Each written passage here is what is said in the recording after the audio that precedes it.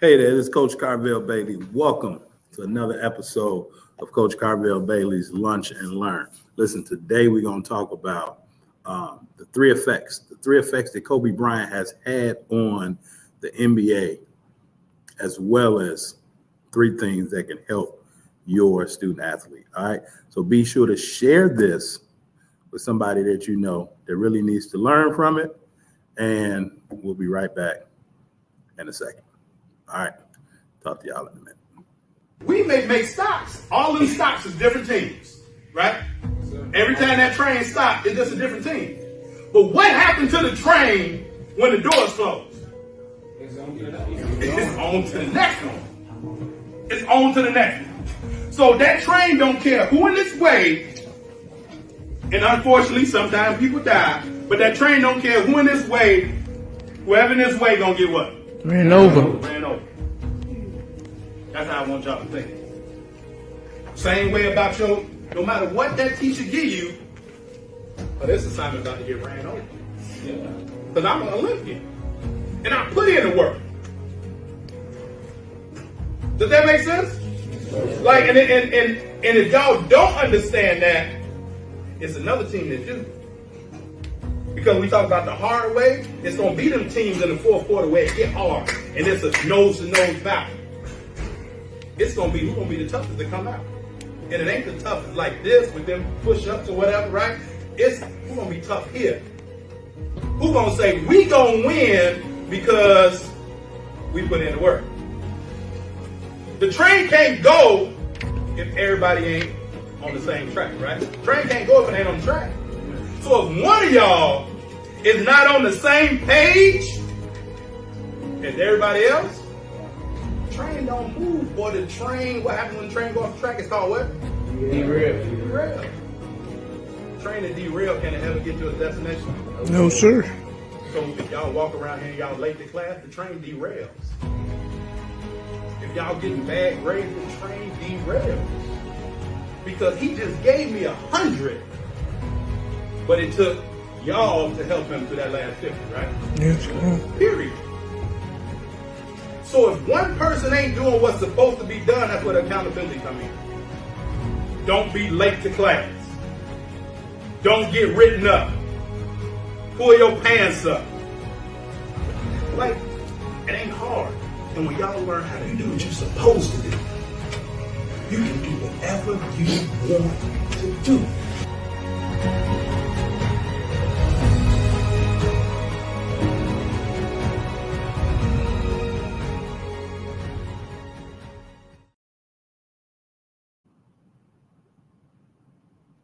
All right, how y'all doing? How y'all doing? This is Coach Carvel Bailey. Welcome to another episode of Lunch and Learn. All right, so today is a special day. All right, today is a special day. Let me know what city and state you're in from, but today is a special day, to me at least. And here's why it's a special day. Because 4 years ago today, the great Kobe Bryant passed away. All right, 4 years ago today, the great Kobe Bryant passed away today. Now, I remember where I was. I'm not sure if you remember where you were or not, but I just want you to sit back for a minute and just think about it, right? Because today we're going to talk about the three ways that Kobe Bryant himself changed the game of basketball, even for those basketball players in the NBA. But more importantly, how what Kobe Bryant did, the effects he had on the league, they're also good for your athlete. So let's get into it, right? Rest in peace, Kobe and Gigi, definitely, right? Got my IG over here, definitely. Rest in peace, Kobe and Gigi. 4 years ago, I was sitting in church. My wife tapped me on the shoulder, and she leaned over to me, and she whispered in my ear, as I'm holding my son, who's 3 at the time, and my wife leans over and says, Kobe Bryant just died in a helicopter crash. And all I remember was grabbing my son and walking out of church, bawling, crying. Now, I'm a Michael Jordan fan through and through. Through and through. I respected Kobe's game, but I'll be honest. I'll be completely honest. My level of appreciation for Kobe grew after he stopped playing in the NBA. Because growing up in Chicago, right? The Jordan, the championships, all those things, right? And I'm seeing Kobe emulating. We emulated Michael Jordan here in Chicago, from how he chewed gum, how he walked, his wristbands, his knee pads, socks, everything. So to see a person embody the individual we were all studying better than any of us, some of us in Chicago took offense to it. Well, Kobe was possessed with development. Kobe was obsessed with growth. And so on today, right, we just want to respect Kobe and his family on today, this, right, January, if I'm not mistaken, 26, 2000 was the year it happened. We know after that, the world turned upside down. But what I want to talk to you all today, right, I want to lighten the mood a little bit and get into it, but I want to talk about the 3 effects Kobe had on the league that's good for your athletes. So number 1, before Kobe got into the league, now, grew up in Italy, right? His dad played in Italy and then for the Lakers, all those things. And so Kobe was a little guy, had to develop his basketball game. And when he came to the States, he was much different. People say he was much different. But when he got to the NBA, one of the first things, the people that were paying attention, because people were coming out of high school at that time, first thing that Kobe taught, the first effect he had on everybody was know your worth. And there was a lot of older players, right? Even to the point Michael Jordan said during the All-Star game, right? You know, this guy gonna try to shoot all the balls, right? You know, they talked about it in The Last Dance, Mike talking about Kobe, but Kobe was a student, right? Kobe wanted to study and learn Michael Jordan, but Kobe wasn't drafted by the Lakers. Kobe was drafted by the Hornets. And Kobe Bryant, understanding his worth, understanding more so his values and the team's values, they weren't in alignment. And so he demanded a trade from the Hornets to the Lakers. He said, I won't play for them. He said, I'll never suit up for them. He understood the Lakers had a championship pedigree. So does your athlete have a certain pedigree? Like Kobe already knew what he desired. He knew what he wanted, but he knew he had to work for it. But his values didn't line up with the values of the Charlotte Hornets at that time, right? They were the Hornets, not the Bobcats. They were the Charlotte Hornets. And their values didn't line up. He wanted to go with winners. So what values does your athlete have, right? And Kobe was able to get athletes to understand value. And during that time, athletes were wearing whatever they wanted to wear because they understood their value on the court as well as off the court. Now we're starting to see a resurgence in that with NIL and all those things. But athletes were like, they changed the dress code because of Allen Iverson. And then people like Kobe Bryant, right? They were coming comfortably in games. Where Michael Jordan, they used to business, suit and tie, everything. But the point I'm making is Kobe understood his values. Does your athlete understood what they value and their values? Once they understand that, you all can now vet any team, any coach that your athlete is around or involved with. You'll know if that athlete fits your family values, your athlete family values, right? And if it doesn't, then you have to make a change. And Kobe made a change before he started. He said, this is where I want to be. So Kobe was able to get all other athletes to understand that you are responsible for your career. Does that make sense? Because he valued winning. He didn't want to be around mediocre people. He didn't want to be around losers. But he understood he had to learn to win, so he needed to be around winners. There's no way your athlete can win if they're around losers. There's no way they can enhance their values if they're around people who have different values from them. Does that make sense? Right? I hope so. But then the second thing is failure. Going back early in Kobe's career, Kobe shot 4 air balls in Utah, right? 304 in a row, where he should be feeding Shaq, the big man, Utah Jazz, let's go to the conference finals. But Kobe is pulling up for jump shots, and he airballed. He consecutively 1, 2, 3 air balls, and they lose the playoff round. And as they walked off the court, and you could go look it up and Google it, YouTube it, Shaq put his arm around him and they walked off. And Shaq said at that time, he knew this dude was going to be special because he wasn't concerned with Shaq being the dominant big man. He was concerned with winning. And he felt like if anybody was going to help their team be in a position to win was him. So again, he understood his values and he knew he had to work for it, but he wasn't afraid of failure. And because he failed, that allowed him to succeed. Now, again, he learned that from Jordan, I believe, right? Mike said, I failed so many times, but because of that, I've succeeded. Well, take this for failure. And this is what I was taught. A couple of different sayings for failure, but fall ahead in learning. Fall ahead in learning. Fail. Fall ahead in learning.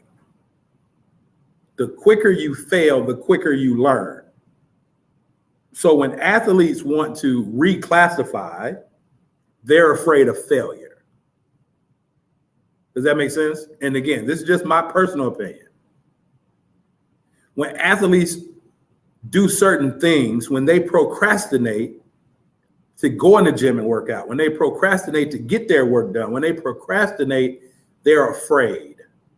Procrastination is fear. It's another word for fear.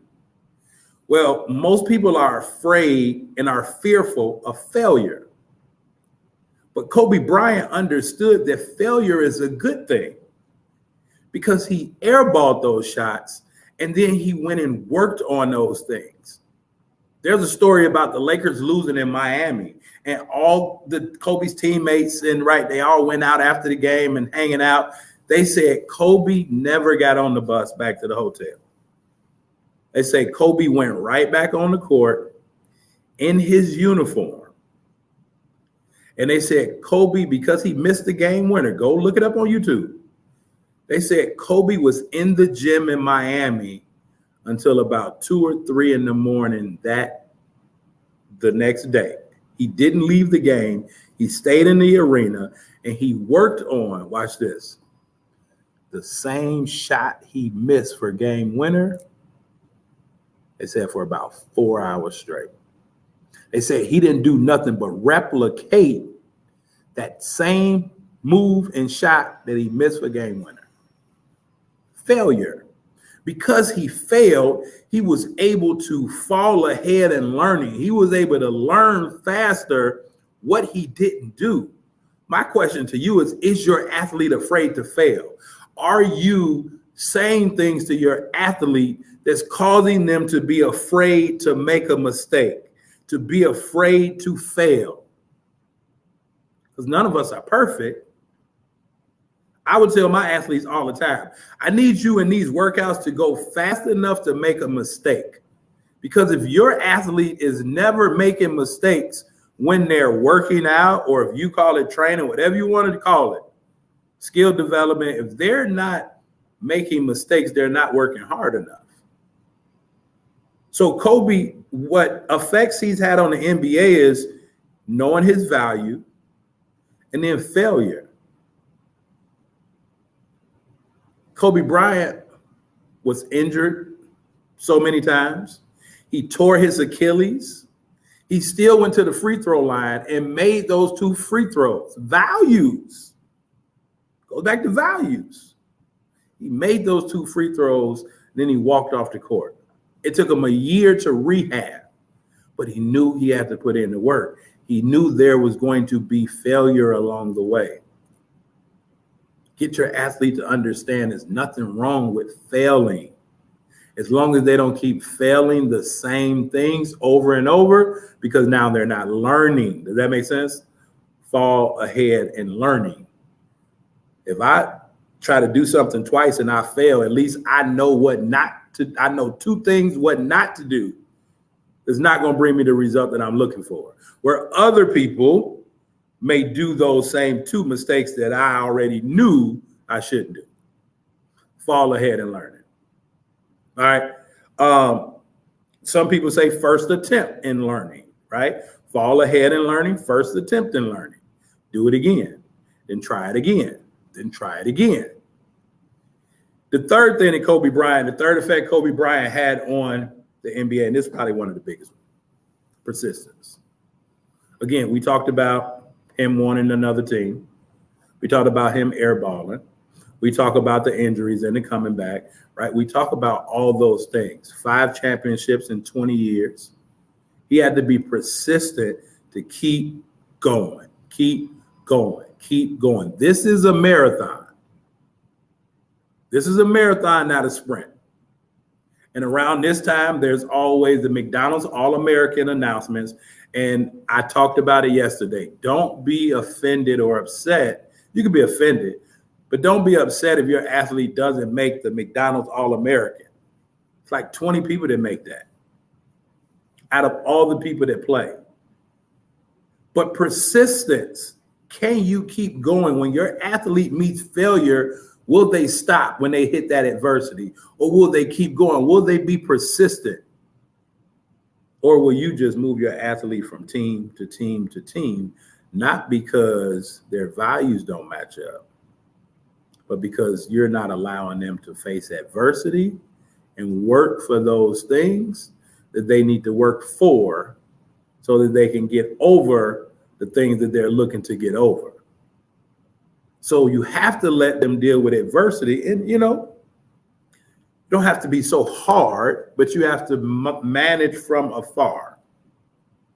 Because the persistence that Kobe had, and Kobe said he understood, a few years in the league, he understood. He said he didn't go out and party. He understood which players was going out and partying, when they were going out and partying. And he understood what workouts athletes was doing. And so Kobe said this, he said he understood that some athletes would work out. Most athletes, they would say, get up at 8, work out at 9, come back at 11, get a nap, get up again at have lunch, get up again, say at 2, work out at 3, and be done with it. He said once he learned that, he got up 2 hours earlier. He would get up at 4, work out at 6, right? Take his break, and then get up again 9, right? Have that 10 o'clock workout, have lunch, right? Come back, have lunch, and then get up again at 2. So he said he was doing 3 workouts, persistence.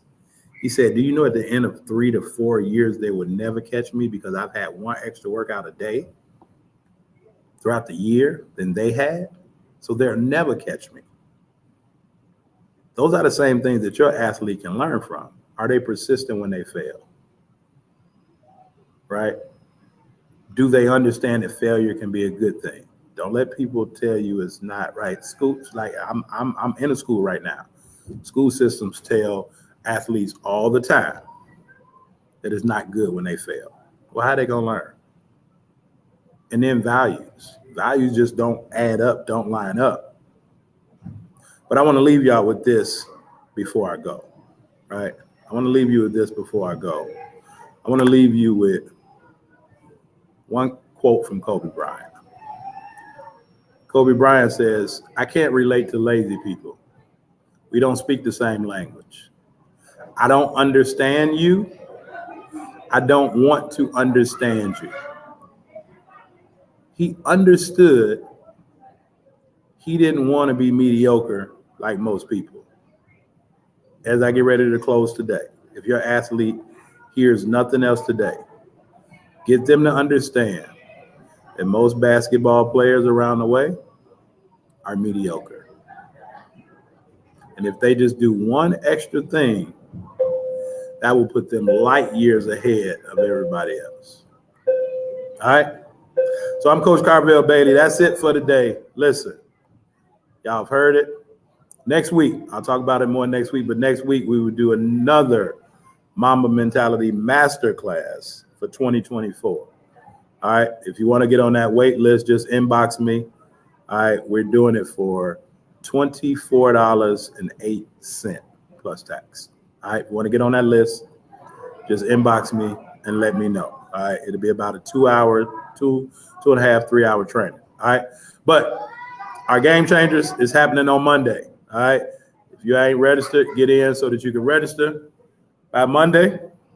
And got any questions, inbox me, comment down here below, follow up. And as I let my class in, I'll holler at y'all on the other side. Mamba Mentality, baby. Kobe and Gigi. All right? Holler at y'all. Peace. Yo, just so you understand it, this is Coach Carvel Bailey's program with the spirit of Bob Hambry. This is Blessed of All, helping athletes, and we represent. Study your craft, your mentality leads to excellence. It's all about your mindset. We'll never stop addressing this, so be positive and not a pessimist. Confidence took James Harden higher. If you really want it, it ain't gonna be easy. It's gonna be hard as carbon fiber, but we got you. From counseling to workshops, we do it. You'll go farther with a scholarship. We'll help you get recruited. Yo, anyone can dribble and shoot, but it's the ones who study basketball internally that make it to Duke University. Knowledge goes around. The game is played from the neck up and not from the shoulders down. This is Blessed of Ball, helping you with obstacles. The athletes are the rocket. Blessed of Ball is the rocket fuel. If you hit a wall, we can help you slowly climb it. So keep a Mamba mentality like Kobe Bryant. Blessed of Ball. Cherish the opportunities that you have. Blessed of Ball. Use your mentality to master the craft. Blessed of Ball. Come join our team, it's a new day. Follow our steps and watch how much better you play. Cherish the opportunities that you have. Use your mentality to master the craft. Come join our team, it's a new day. Follow our steps and watch how much better you play. Yo, Coach Carvel Bailey. Hey, listen to your coach, man. He ain't no scrub off the street. That man got credentials, academic and street. Believe it, and my name is strategic.